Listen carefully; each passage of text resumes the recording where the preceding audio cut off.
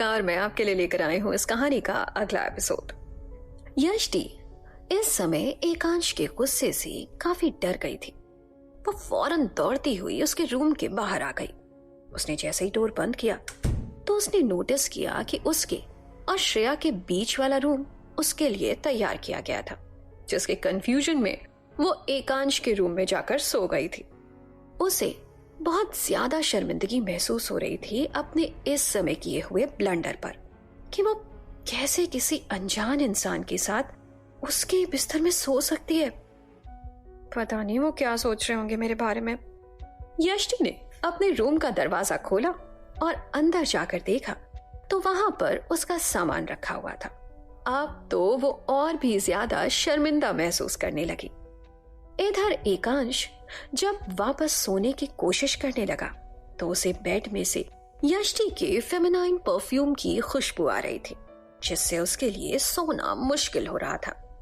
एकांश ने उठकर अपने लिए दूसरा ब्लैंकेट निकाला ताकि कम से कम अब उसे सिर्फ बेडशीट से आती हुई यष्टि की परफ्यूम की खुशबू बर्दाश्त करनी पड़े, लेकिन अभी उसे वो स्मेल सोने नहीं दे रही थी। एकांश दौड़ते हुए अपने ड्राइवर से अपना परफ्यूम लेकर आया और उसने उसे बेड पर स्प्रे कर दिया ताकि अब उसे अपने ही परफ्यूम की स्मेल आए। अब एकांश ब्लैंकेट ओढ़कर सोने की कोशिश करने लगा, लेकिन जैसे ही उसने आंखें बंद की उसके दिमाग में वही ख्याल आया जब उसके हाथ यष्टि के शरीर से छू गए थे। अब एकांश ने गुस्से में अपनी आंखें खोली। उसको इस समय इतना गुस्सा आ रहा था कि अगर यष्टि उसकी मजबूरी नहीं होती तो वो उसे इसी समय जॉब से बाहर निकाल देता। इधर यष्टि इस बात का शुक्र मना रही थी कि एकांश ने उसे जॉब से नहीं निकाला, क्योंकि उसे इस जॉब की बहुत ज्यादा जरूरत थी। लेकिन सुबह को एकांश के रिएक्शन को लेकर उसे फिक्र जरूर हो रही थी। यष्टि ने अपना ब्लैंकेट उठाया और ओढ़कर एक बार फिर से सो गई। उसे तो अभी भी बहुत जल्दी नींद आ गई थी, लेकिन इधर एकांश उसके इस तरह से अपने रूम में अपने करीब आने से अनकंफर्टेबल फील कर रहा था।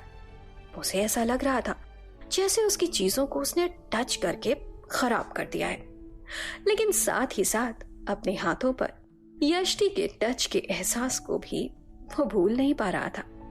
ये पहली बार था जब एकांश ने किसी लड़की को इस तरह से छुआ था, लेकिन आखिर ऐसी क्या वजह थी जो एकांश लड़कियों से दूर रहता था और किसी को भी अपने रूम और अपने करीब आने की इजाजत नहीं देता था।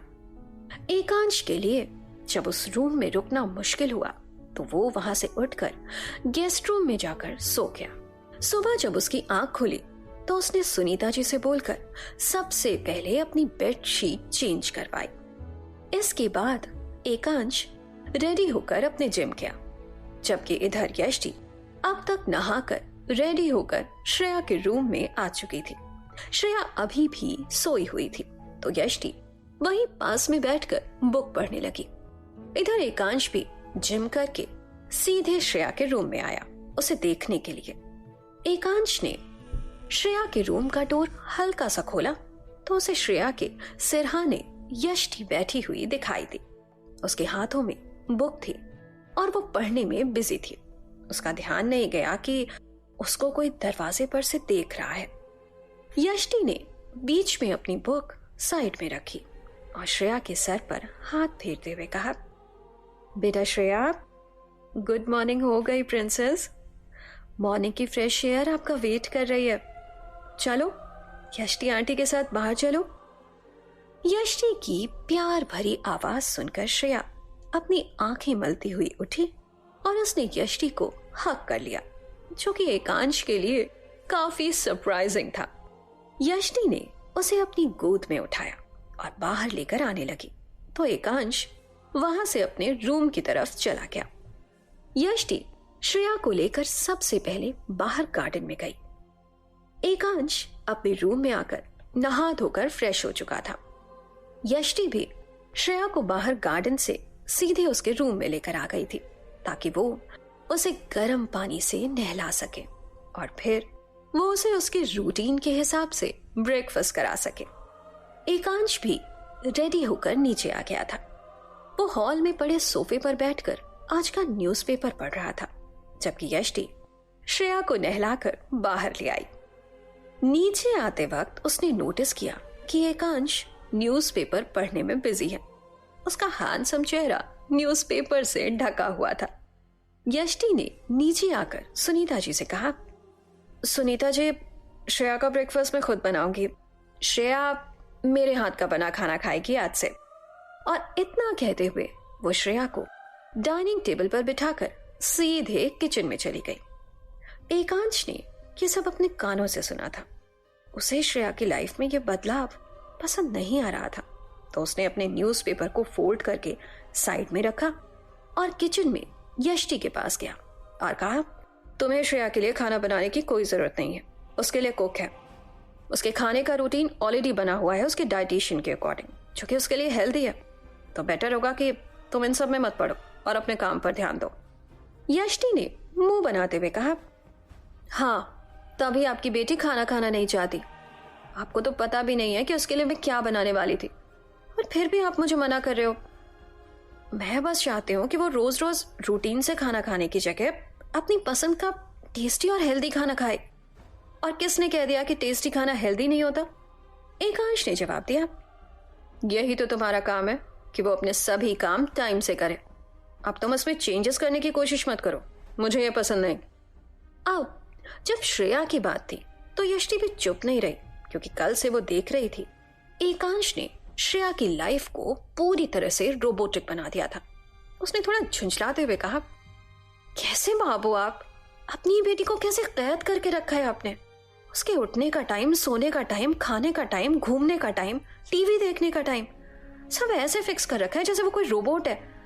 तभी तो वो सिर्फ एक बेजान सी मूर्ति बनकर रह गई है। एकांश का गुस्सा यष्टि की ये बात सुनकर अब काफी बढ़ चुका था। आज तक किसी की इतनी हिम्मत नहीं हुई थी कि वो उससे इस तरह से बात कर सके, लेकिन यष्टि की हिम्मत को देखकर उसे उस पर बहुत ज्यादा गुस्सा आ रहा था। इधर डाइनिंग टेबल पर बैठी हुई श्रेया को लगा कि उसके चाचा यष्टि से लड़ रहे हैं, तो वो दौड़कर किचन में गई और जाकर उसने यष्टि की टांगों को अपने छोटे छोटे हाथों से कसकर हक कर लिया। यष्टि उसकी इस छुअन से एकदम से शांत हो गई। उसे पता चल गया कि श्रेया इन सब से घबरा रही है। ये एक चीज एकांश ने भी नोटिस कर ली थी। उसने अब आगे कुछ नहीं बोला। वो घुटनों के बल बैठा और श्रेया को अपने पास खींचते हुए बड़े ही प्यार से बोला, बेटा सॉरी, अपने चाचा को माफ कर दो। मैं आपकी यष्टि आंटी को डांट नहीं रहा था, हम लोग बस बातें कर रहे थे। बड़े लोग ऐसे ही बात करते हैं, है ना यष्टि? उसने नजरें उठाकर यष्टि की तरफ देखा और उसे अपनी हाँ में हाँ मिलाने का इशारा किया। यष्टि भी नीचे बैठी और श्रेया से कहा, हाँ बेटा, हम तो सिर्फ बातें कर रहे थे, आप परेशान मत हो। अपनी बात पूरी करते हुए उसने श्रेया को कमर से पकड़ा तो वहां पर एकांश के हाथ पहले से मौजूद थे। अब यष्टि के हाथ एकांश के हाथों से छू गए। यष्टि के टच से एकांश को कल रात वाली बात याद आने लगी। उसने एकदम से अपने हाथों को पीछे खींच लिया। एकांश की नजरें एक बार फिर से यष्टि के होठों से होकर उसके चेस्ट पर गई। उसने अपने आप को किसी तरह से डिस्ट्रैक्ट किया और श्रेया के माथे पर किस करके वो किचन से बाहर आ गया। उसने एक बार भी पलट कर नहीं देखा और अपना लैपटॉप बैग उठाकर वहां से जाने के लिए रेडी हो गया। सुनीता जी ने एकांश को पीछे से आवाज देते हुए कहा, एकांश बेटा, ब्रेकफास्ट तो करके जाओ। एकांश ने बिना मुड़े जवाब दिया, नहीं सुनीता जी, मेरी एक मीटिंग है तो मैं ऑफिस में ही लंच और ब्रेकफास्ट कर लूंगा। बोलते हुए वो वहां से बाहर चला गया। सुनीता जी को खुद भी यष्टि की बात सही लगी, क्योंकि उन्हें पता था कि श्रेया इसलिए खाना नहीं खाना चाहती क्योंकि उसके लिए डेज के हिसाब से खाना फिक्स था, और जब कोई रोज एक जैसा खाना खाएगा तो उसका बोर होना तो लाजमी है। वैसे तो एकांश खुद अपनी लाइफ में इसी तरह का रूटीन फॉलो करता था, लेकिन वही रूल्स उसने श्रेया के लिए भी बना रखे थे। यष्टि ने आज श्रेया के लिए टेस्टी और हेल्दी ब्रेकफास्ट बनाया और आज उसे ब्रेकफास्ट कराने के लिए कोई कहानी भी नहीं सुनानी पड़ी। श्रेया ने बहुत ही शौक से वो ब्रेकफास्ट खा लिया। इधर एकांश अपने ऑफिस में आकर अपने केबिन में बैठा और उसने अपने असिस्टेंट को फोन किया। हेलो अनुज, मेरे लिए मेरे रूटीन के हिसाब से ब्रेकफास्ट भिजवाओ मेरे केबिन में। और अपनी बात कहते ही उसने फोन रख दिया। अनुज को पता था कि वो क्या खाता है। अगले कुछ समय में उसके ऑफिस में रखी हुई कॉफी टेबल पर उसके लिए ब्रेकफास्ट लग चुका था। तो दोस्तों, आज के इस एपिसोड की कहानी बस यहीं तक। कहानी के अगले एपिसोड के साथ जल्द मिलती हूँ आपसे।